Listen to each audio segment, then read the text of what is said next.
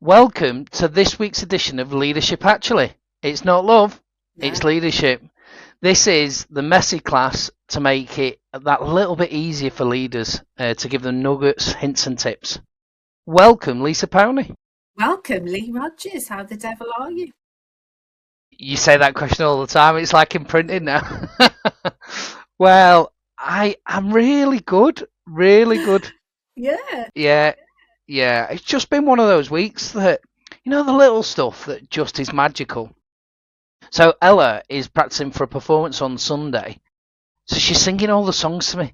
And I've had the funniest job this week. So I've had to try and distract her while she's singing because an audience will distract a performer. And I'm like, this is incredible.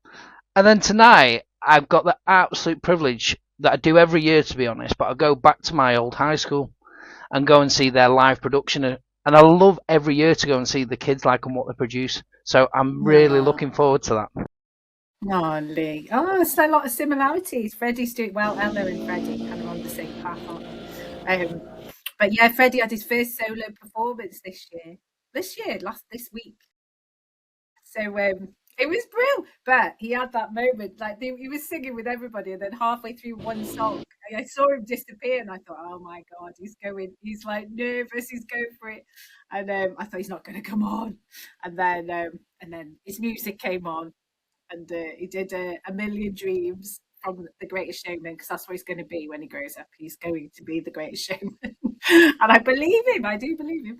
And he did this solo, and it was like, I was like crying everywhere, and that was a right mess. And so yeah, it is lovely. And yeah, he signed himself up to the agency after. Actually, he was like, I want to do this properly. That's It was like, amazing. I've done it. I've done it. So it is lovely, and it is a really lovely thing to do. It's a great time of year for that, because they're a bit older as well, and I was grieving the loss of nativity, like, and those sort of things. But but he's in the choir and he's doing those kind of things, so I get to see it again. It's such a privilege. It's such a short space of time, and but it's a good part of the year, isn't it, for reflections as well. I pulled off my board actually earlier, like a year ago. I did my success framework, and I was just reflecting on that and where I am with that. I think that's really important thing to do at this time of year as well, is kind of to reflect on where we're at, so that we can go into the next year with a new view. Love that. Great. Do you want to introduce this week's guest? Yeah, enough of us. Enough of us. Hi, Sophie. And I did see you smile a lot, so I think you might resonate with some of our bonkers stories that we like to talk about in our families. Um, But actually, welcome, Zoe Thompson. And I'm going to give you the formal introduction, and I'm going to let you tell us a bit more what it really means. So, Zoe, you are a former police leader. You are an international strong woman competitor. Amazing. So we won't mess.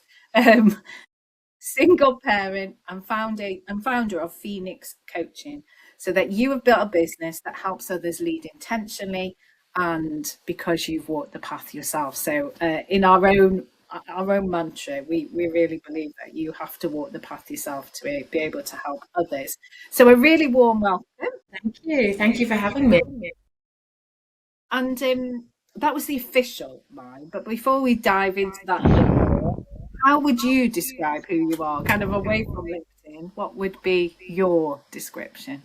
Your conversations really resonated there. So my son is 23 now, so my days of nativities and school concerts are over, although he's working as a SEND support in primary school. So he's still involved in it just now as the adult, which is quite scary, really. So yeah, the introduction covers it pretty well. I'm first. I think you're always a mum, even when they're that little bit older. I worked in leadership for 17 years out of the 20 years that I worked in the police, and I've been coaching and training just over 8 years now, and I absolutely love it. When I'm not working, I'm in the gym, and a big fan of basketball as well. So I'm heavily involved in the local basketball club. Started off when my son started playing, and it was one of those things, you'll know, as parents, you're sitting there and everybody's rushing around trying to do stuff. You're like, is there anything I can help with? And 10 years later, you've done every job that's going as a volunteer, including driving the minibus and all of those things. So although he's older now and playing for the adult team, I'm still very involved and absolutely love the game. So yeah, that's kind of me in a nutshell. Amazing. My son, he wants to get into basketball, and he does a little bit on the side, and he's done a bit in school. So yeah, I might Nice. become a basketball mom at some point. Yeah. Try and show him the moves, but being 5 foot nothing, it's not so great But anyway. at least it's indoors. We don't have to stand on the side of a football or a rugby pitch in the cold in the rain. It's indoors and it's nice, fast-paced sport as well. So yeah, I love it.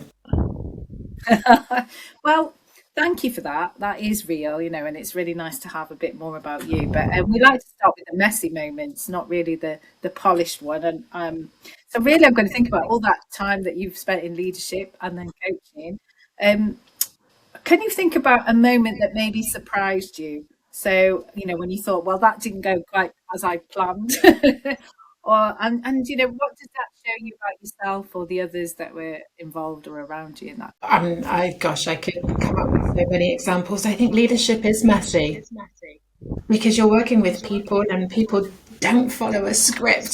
Sometimes you go into conversations and you think, I know what I want to say, I know what I want to get across, and you think you know how the conversation is going to go, and then it goes in a completely different direction. So I think leadership is messy, and I think when you get comfortable with the fact that you can't control it, you can only influence it, I think that can really, really help. I think going into leadership initially was a real challenge because I'd been in the job in the police force for 3 years. So going into leadership at that point and supervising people that had been there a lot longer, they were much more experienced, also a lot older as well. Yeah. That was challenging in itself because people were questioning whether I was ready, was I going to be any good, was it going to make life really difficult? So that was a challenge in itself. But then when I went into senior leadership at 30, I was supervising police officers who had nearly 30 years experience as a police officer. They were my parents' age, and they were looking at me thinking, well, I've been a police officer longer than you've been alive. And again, there was that challenge. And I think that can be quite messy. And I think for me, the bit that didn't go to plan, or the bit that I started questioning, was I thought I needed to mirror other senior leaders that I saw. I thought I needed to show up a certain way. I thought I needed to dress a certain way, that I needed to behave a certain way, that I needed to use certain language. And it was so uncomfortable because it just wasn't me. And I think people picked up on that disconnect. And it did get messy because I wasn't being true to myself. They weren't liking it either. And I think I got a couple of weeks in, I thought, I can't do this anymore. This is exhausting. So I dropped the new jacket that I bought with the shoulder pads in, and I dropped the heeled shoes. And I thought, I'm going to show up as me and I'm going to do the best I can. But actually, I'm just going to listen to what it is that they need. What can I do to help make their lives a lot easier? And just let the ego go a little bit, accept I've not worked in that department before.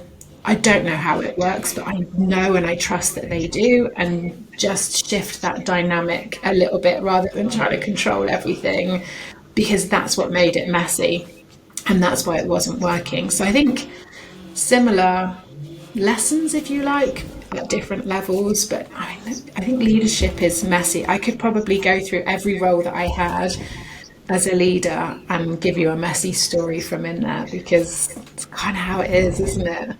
Totally.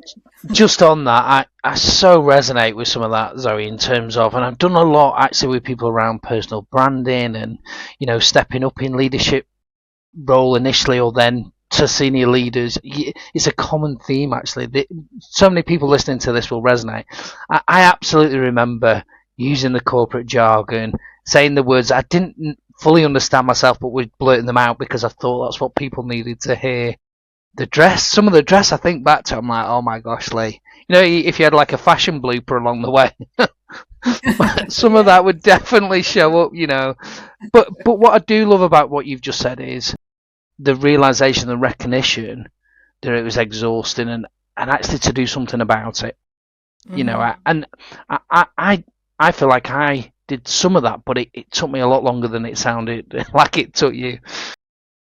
I resonate totally too. I was 23 when I was first a manager leader, and my peers were a lot older than me as well, and it was like, whoa, I had such a shock to the system. But how did you change that around it? You came in and you said, "I'm going to be me, and I'm going to do it myself." What happened? How did that work for you? Well, I was really lucky. I had three managers who were all retired police officers who'd come back as civilian managers, and they were amazing at what they did. And I just sat down with them and said, right, okay, let's just get all the cards on the table. We have to work really closely together. I understand that you will have questions around me being in this role. It was a brand new role. It was a civilianized role. It was the first time they'd brought in a civilian rather than a police officer. So there were lots of questions. Add in the fact that, I'm a lot younger than everybody else. I'm not a police officer. I'm also female. And let's be fair. This was kind of 20 odd years ago, where actually females in senior positions weren't quite as common as it was today, especially in such a male dominated environment. I just put all the cards out on the table and said, right, talk to me about your concerns. Let me hear them. And let's just have some really open and honest conversations. And it was not comfortable by any means, but it was really good to get that out there and just to say, okay, I trust that you know what you're doing, you know what you need. I need you to talk me through that and help me to understand what I need to understand, and let me know what I can do to help make this work. And I think just they really respected and valued the honesty of just saying I don't know, and just putting put the ego to one side and just say, look, I know what I'm really good at and I know what you're really good at, and I think if we put it all together and sit around the table, there's some real strengths there and we can really make it work. And actually just giving them an opportunity to voice their concerns really helped too. And in that environment, is it any different? For people who have not worked in the police environment, and you've now probably totally expanded in lots of different leadership areas, what is it like to work there? What does it look like for people who've not really experienced that? And I loved it. But then I was 18 when I first started, so I hadn't really worked anywhere else. I loved the fact that it was fast paced. I loved that it was unpredictable. And I think since COVID, we talk about the VUCA world and the volatility and things being unpredictable. I love that. That was my comfort zone. And having worked in that environment, that was very familiar for me. So it is fast paced, it's very unexpected. You've got strong characters because people need to be strong characters to be able to do those jobs. So that can make it challenging to manage. But people like honesty, they like transparency, integrity is obviously very, very high. But so I think people do respond well to having open and honest conversations that are uncomfortable. Although, strangely, outside of doing the jobs that they do, internally, they're not so great and keen on conversations that can potentially have conflict. So we tend to avoid that quite a lot. But it's a great place to work. I absolutely love my 20 years there, but it can be a very challenging place to lead in because there's so many different interdependencies, there's so many different challenges, and things can change last minute. So you think you know what's going to happen, you can plan for what you think is going to happen, and then something else completely different kind of changes. And I worked in the control room for a little while, and that's very fast paced, very strong characters, very capable, brilliant people at their job, but you don't have a lot of information to make decisions on, so you've got to work really quickly, and you've got to be okay with not knowing. You've got to be okay with making decisions without all of the information.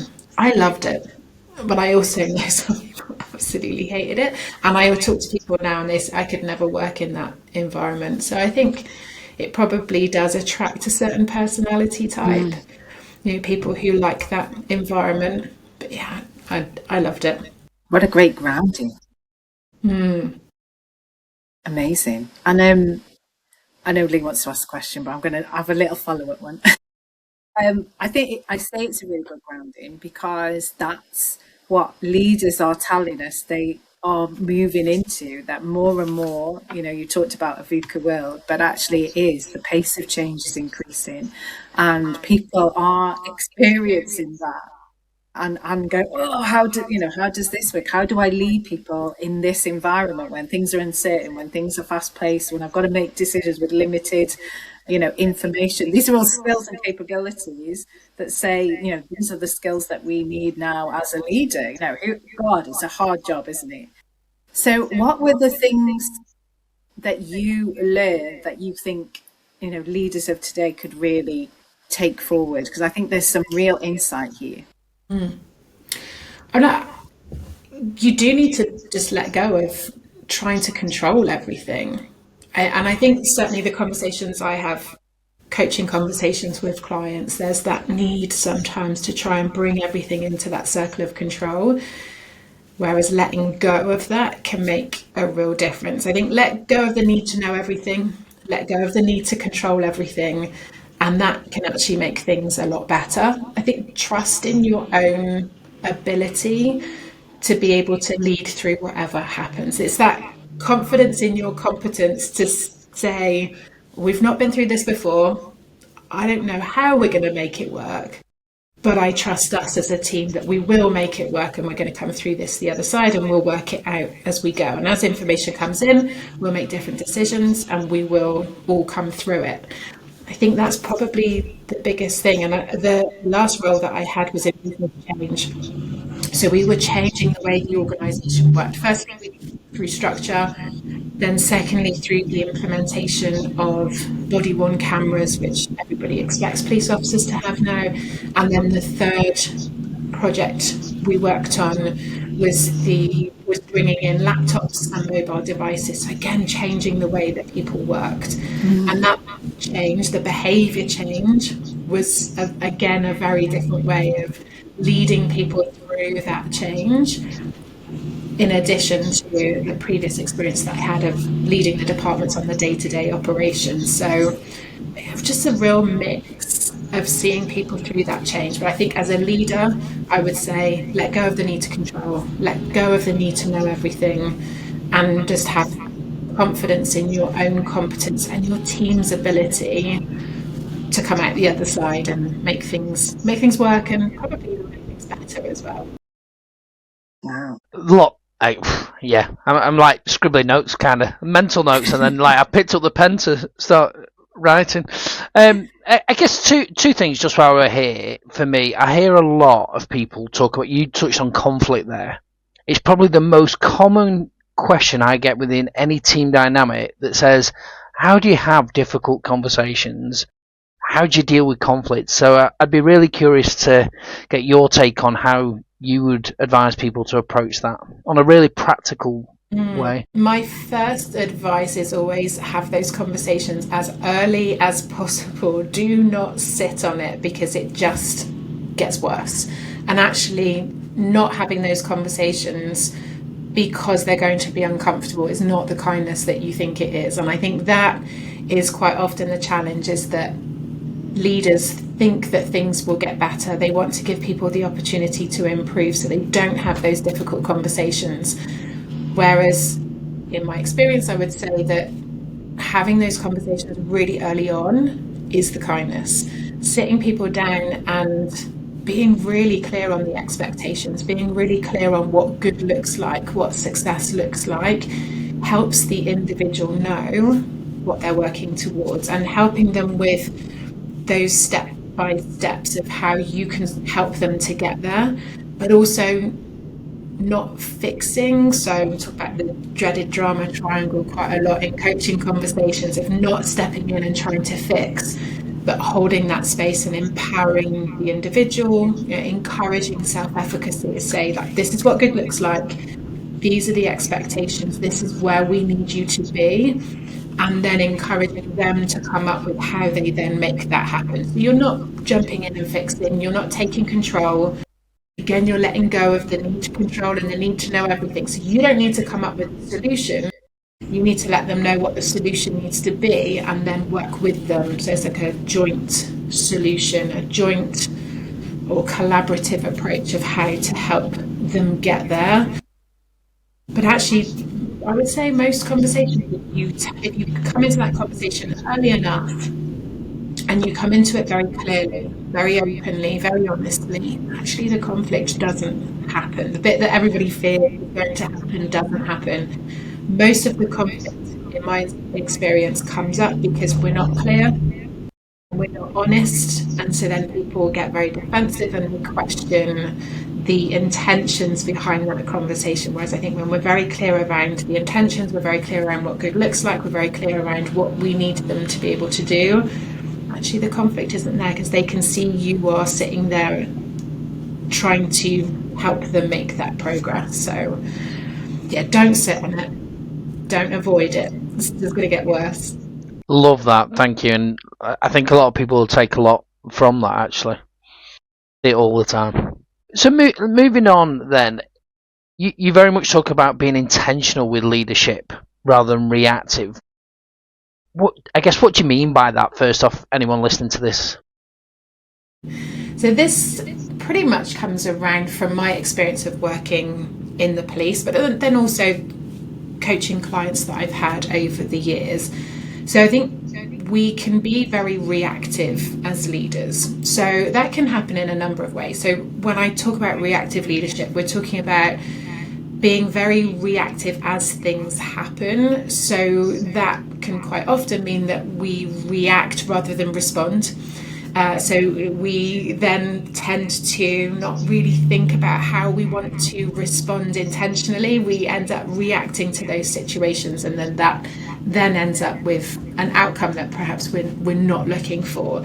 So intentional leadership is being more intentional, more purposeful around how you show up as a leader, how you want to be as a leader with your team, but also thinking ahead of what's most important. What do you need to do as a leader? So one of the biggest conversations that I have with clients is that they tend to be quite reactive around their day. So they'll come in, they'll log on, their emails dictate what they're working on for the first couple of hours, and their team dictate what happens the rest of the time with the questions that they have or the challenges that they bring forward.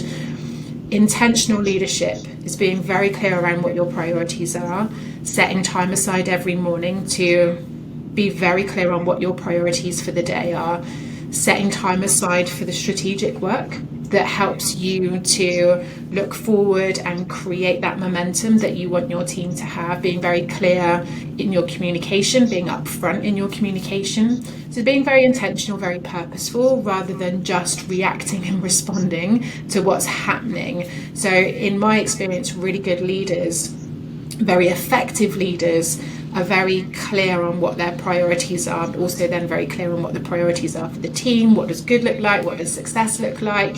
They're very clear in how they communicate. They're also very clear in their decision making and also their boundaries as well, in how they boundary their time, how they invest their time, and making sure that they're working on the things that they need to do as a leader.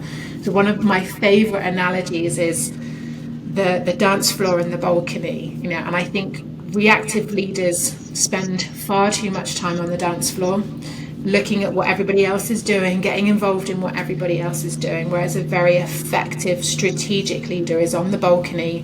They've got the bigger picture of what's going on and they bring everybody in together. And so for me, the intentional leadership is around clarity, and it's also around being very aware of what your priorities are in the role that you're in, and leading your team with purpose and with very clear intention, so everybody knows where you're going. Do you enjoy dance as well, though?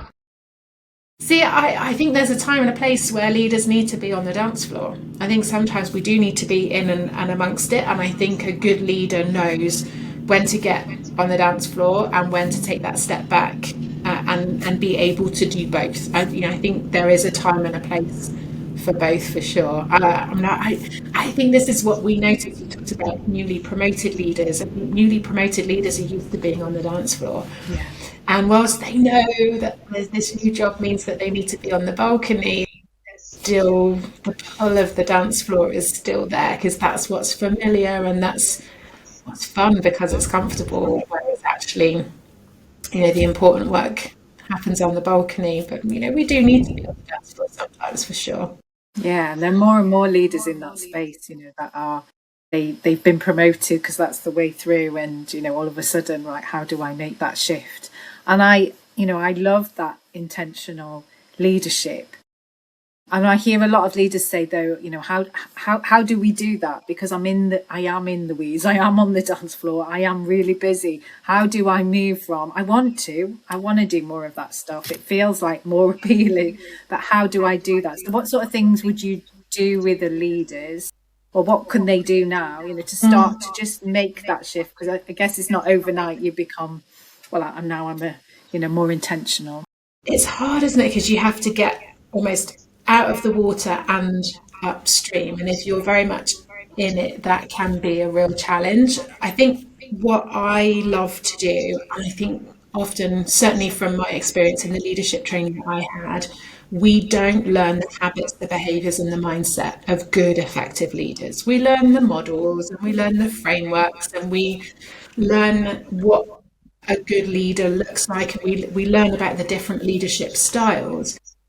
I don't feel that enough leadership courses cover the habits, the behaviours, and the mindset of a good leader. And so what happens is, as people get promoted, they bring the habits, the behaviours, and the mindset that have worked really well for them in the past into their new role. And it's almost like applying an old system, an old operating model to a new system, and it doesn't work. And then people get caught, and then they question whether or not they're a good leader. And it's like, we just need to upgrade the way that you're working, change the habits, change the behaviours, shift the mindset a little, so that you become effective in this type of leadership rather than how you've been effective in leadership in this space. A good team leader is approachable, is accessible, is on the dance floor. A good team leader is on the dance floor with their team, coordinating their team. When you get to a manager level, you're on the balcony the majority of the time, and whilst you might step down, it's different habits, different behaviours, different mindset. And that's what I work through with people, is what are your priorities, what does good look like for you? Then we start to explore what habits and behaviours do they need to have to make that happen, what structure do they need to have in place, what routines do they need to have in place, the consistency, the discipline, the motivation, the intention, and the identity. So I don't think we talk a lot about identity shifts as we move through different leadership positions, and that's what I do with the clients that I work with, which I do feel is missing in a lot of leadership courses and training. Although I appreciate different people approach things differently, that's certainly what's at the core of how I work with people, is that identity shift, the identity evolution, if you like, of the habits, behaviours, and mindset, as well as all of the great frameworks and models that we have in leadership as well. Yeah, it doesn't feel very transitional. It feels very, I'm in this role, and now I've landed in this role, and with the busyness and everything else that's in there, that it's not clear, is it, what that looks like? And I think it probably could be a surprise to some people when you ask them as leaders to kind of audit where they are and kind of assess, well, how much time am I spending up here versus how much time I'm spending up here. I guess that's a big eye-opening moment for a lot of leaders, and especially as they go up through the different leadership levels. So yeah, I do think that, and spending a lot of time around, there is a different identity, isn't it, as you move through as well, and what does that mean, and what do I have to shift and change?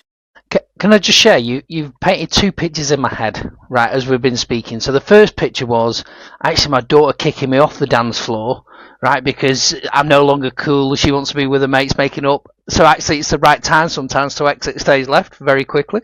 The second was almost like a tech upgrade of a system.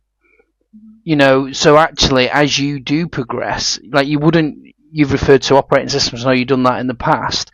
You wouldn't go, someone would have said, I'm still on Windows 10, I'm now using Windows 11. There are other operating systems out there. But she's now just making the switch. But you wouldn't do that, would you? You wouldn't use like old technology in today's world. So actually, as you do progress, you almost need a new tech stack or a new operating system.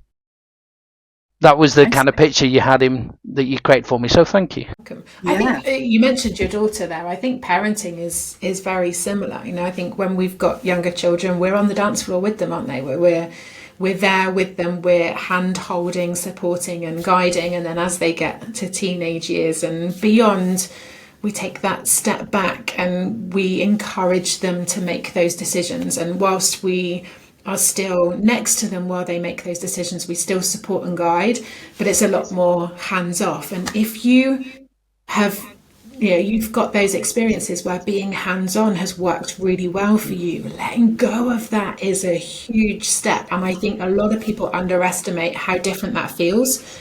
And they don't then feel that they're being a good leader because they're not as accessible, because they're not as hands on. And so that's uncomfortable, and it's that middle ground of discomfort as people are evolving on their leadership journey and getting used to recognizing that actually different stages of leadership look and feel very different, and that's okay. But there's definitely a discomfort of letting go of what's worked before to step into what needs to work now. Yeah, I really see that analogy. As a parent, at each stage, I always feel a sense of loss and a sense of gain at the same time. So it's like, oh, the baby years went, and now I've got this so chatty, you know, and each stage brings some real glorious stuff. But I grieve the loss, you know. It's kind of like that as you move through, you lose some of the, you know, some of that, and I'm like, oh, I want it all. So, and I am going to talk about parenting, well, being a mumhood, because I speak about quite a lot of things, and often I get aside dragged which says, you know, when there's other questions that says I'm a mom too, and I'm, you know, I'm going through career, or, you know, and I'm really busy, how do we juggle being a parent and, you know, having this career and doing some of this stuff in a very busy environment? So Zoe, I know your boy's a bit older now, but you were in the crux of it when he was younger. Yeah. So how did that work? How did you navigate being a single mom during that time? Yeah, so the first leadership role that I had my son in the first 18 months of being in that role. So I was juggling the two, and I came back to work when he was 6 months old. So the maternity leave entitlements were very different then. And actually, by the time I was in the senior leadership role, he was just transitioning from primary school into secondary school. So again, another challenging time for him, and then juggling everything else as well. So I think for me, it comes down to understanding what your priorities are. You can't have it all, but you can have it all when you know what's most important. And I talk to my clients, who a lot of whom are parents as well, in knowing what your glass balls are, because you are going to drop the balls. You know, there will be certain things that you end up dropping. But if you know what the glass balls are, those are the ones that you keep your eye on. Those are the ones that you take care of. And the rest, you know, that it'll bounce around, but it'll be okay. You'll catch it and recover it, and nothing major happens. I think you need to know what your glass balls are. And if you want to have it all, you need to be very clear on what all looks like. Because all for me would probably be very different to you, Lisa, and to you, Lee. So you have to know what your all looks like, and then be very clear then of what those priorities are. And also that priorities shift. You know, what's a priority this week, this month, this season will change again and keep changing. So it's not a one and done decision. It changes over time of, okay, what's most important at the moment. And whilst my son is older now, and he's working now, and I'm working now, and we both still live together, we have conversations every week. Okay, what's going on for you this week? Who needs to be doing what and when? What's important in terms of who's going to be home, who's out, food, shopping? We work that through between us. So I think you need to know what the glass balls are. You need to know what all is. I do genuinely think we can have it all. I do think we can have it all. I think we do need to be very efficient and very effective. We need to be very organised. we need to know what those priorities are. And when we're very clear on that, we say no to the things that don't align. We say no to the things that aren't important. And it doesn't feel like we're missing out because it's not a priority for us. So it makes it much easier. We don't get the fear of missing out because actually we're putting our energy and attention into the things that are most important. So I think we can have children and a career, and I think we can juggle things quite successfully. I don't think we have to choose. And I know different people will have different opinions on that, and that's okay. And that's where I'm coming from. Brilliant. And how did you approach that in work? Did you have to have different conversations? So once you understood what your priorities are, and you did have some really clear priorities, how did you establish that in work? And what could we learn from that? I mean, I had lots of conversations in different roles around what I was able to do and how much I was able to commit and what their expectations were versus what I recognized as being possible. I think sometimes we have expectations and then we have actually what in reality is possible. But I worked compressed hours. I would adapt my shifts to be able to match both. A lot of it was just having those open conversations and not assuming that certain things wouldn't be possible, not assuming that I would have to do things a certain way, looking for different alternatives and offering different solutions, but also not expecting that I would get given what I was asking and being willing to negotiate and saying, okay, this I can definitely do, this I think I can do, and this I definitely can't. And then going into those conversations with an open mind of what was most important and what was less important, kind of get into discussions over. So clarity and those conversations, not necessarily difficult, but open conversations, really drive that forward. And I would totally support that. That's, amazing. I mean, that you did it as well. Working has come a long way since then. I mean, like I said, we're talking 20 years ago where actually there weren't laws and legislations that said that the organisation had to do anything. But I think, again, if you've got a good leader and you've got a good manager who wants you to be there and wants you to do a good job, they'll be willing to have those conversations. Okay, how do we make that happen?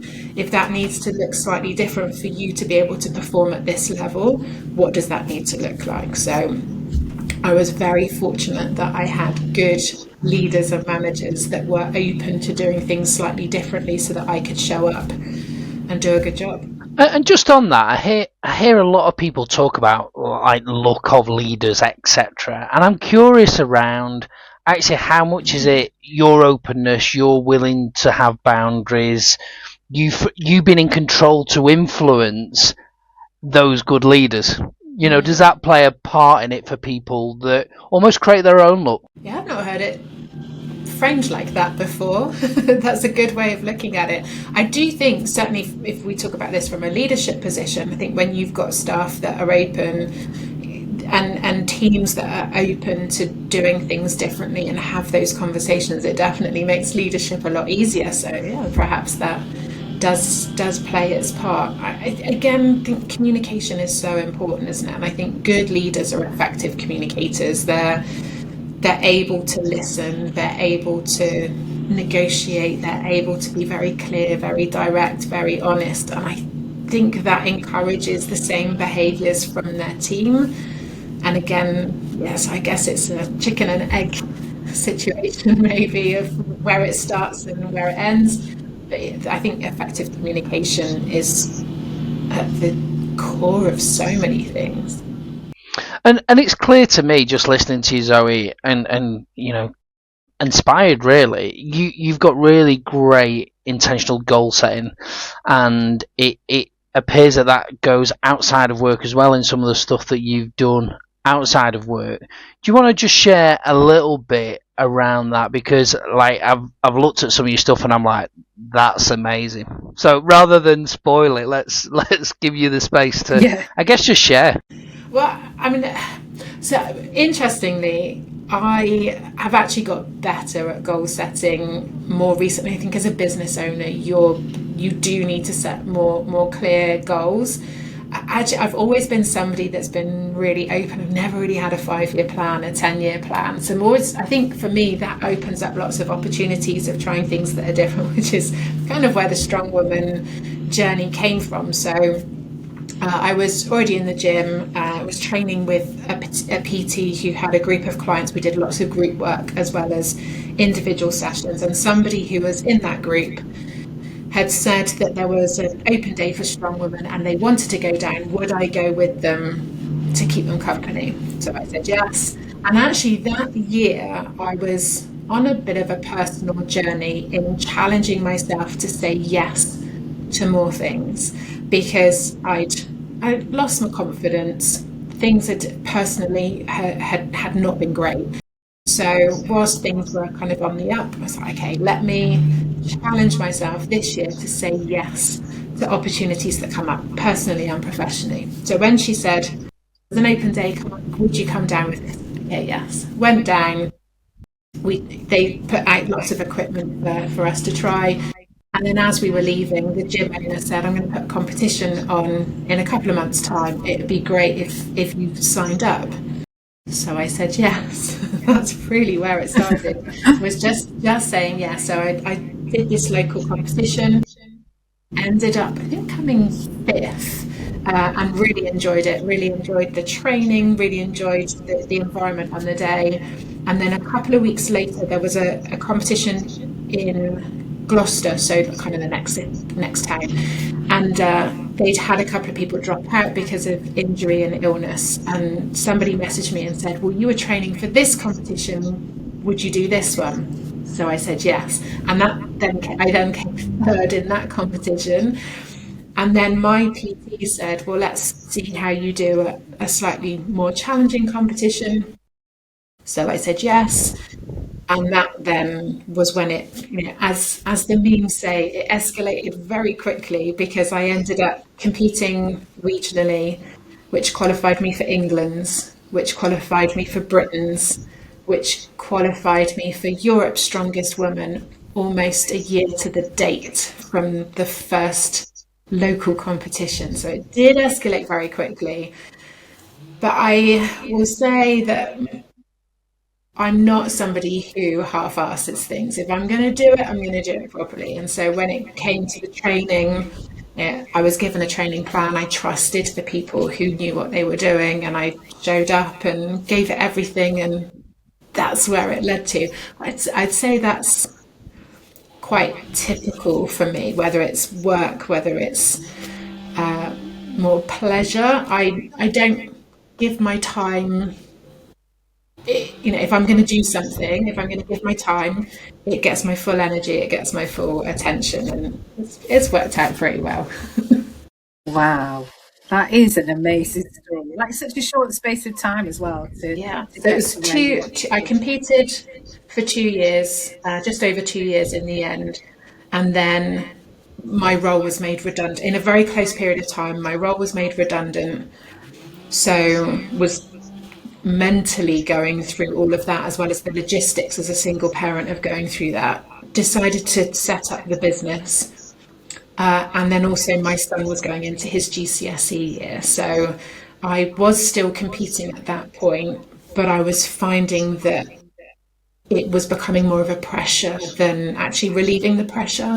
The dynamic had shifted, and then I picked up an injury at my second England Strongest Women competition, which was also the week that I was launching the business. And I just thought, actually, maybe that's the sign from the universe that it's time to step back from this a little bit, because I'm not going to get sick leave pay, and I need to show up for the business. That needs my energy and attention. My son needs my support and needs me to be around.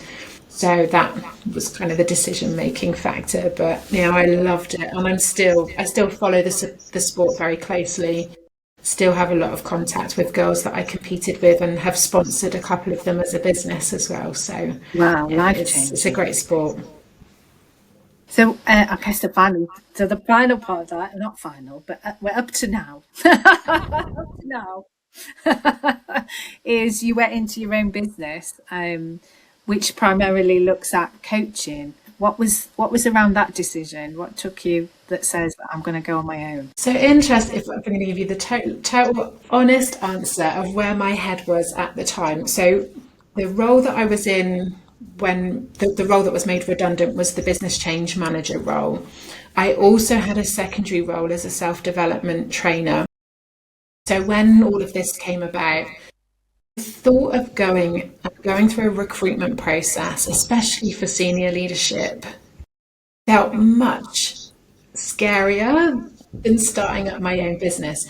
If I'm being honest, knowing what I know now might have made a different decision. But at that point, I think I had naivety on my side, if we're being totally honest.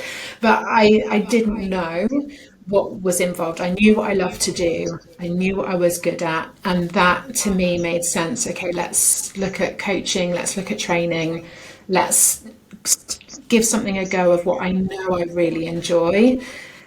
Set the clock for 6 to 9 months. And if it doesn't work out, then I'll apply for something else. But I never look back. I've never sat down and looked to go back into employment. I think I'd probably be a bit of a nightmare to be employed because I've been on my own for too long now.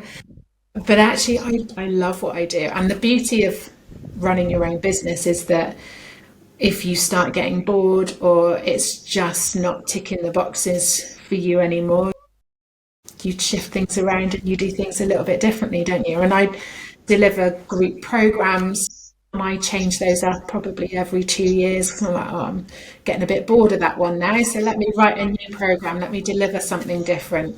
So yeah, really fortunate. But I don't think I quite knew. I mean, I would say that I worked hard when I was in the police, but running a business is a different hard. It's still hard. It's a very relentless hard, which is why it's so important to set your boundaries and create those parameters. Otherwise, it can be very, very all-consuming. So that's been definitely something that I've learned along the way. But again, that comes under the intentional leadership. It's intentional leadership and intentional self-leadership, because we lead ourselves before we lead anybody else. So that's been really important. Yeah, it's great that we've been able to put all that into practice in the ultimate VUCA scenario. Yes, absolutely. Not sure, and it's all accountable to you. Is that is the difference. Yeah, there's nobody checking in on you. There's nobody saying, "Has this been done?" I mean, I do actually have an accountability buddy. So I have a peer coach that we check in on a Monday and check out on a Friday, because that's always been really helpful to have. And also make sure that I don't keep pushing the less attractive tasks from one week to the next. It's good at helping me to hold myself accountable. But yeah, it requires a lot of self-motivation, self-drive, self-discipline. It's different, but I love it. I wouldn't change it. Well, Zoe, I think we could. That's gone really quick. We could talk all day. It's gone really quick. I can't believe where the time's gone. And I hope that you've had the opportunity to share such amazing parts of your journey, and the grounding in there is really special. You come across as a really calm and positioned and grounded to be able to work in this crazy world of VUCA world and give some of that leadership tips and methods, which I'm sure people have taken a load from. Lee, what's your reflection? I think you're really inspiring. I think that you've figured some stuff out really quickly. I think you've taken on some challenges that a lot of people resonate. I mean, I was just thinking back to be a leader at 20 odd, it's tough.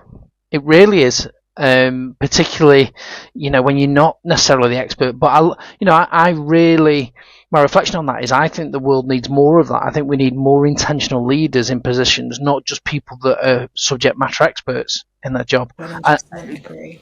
I see that time and time again, and the more that we can do in this space, we work in similar fields. I'd love to see.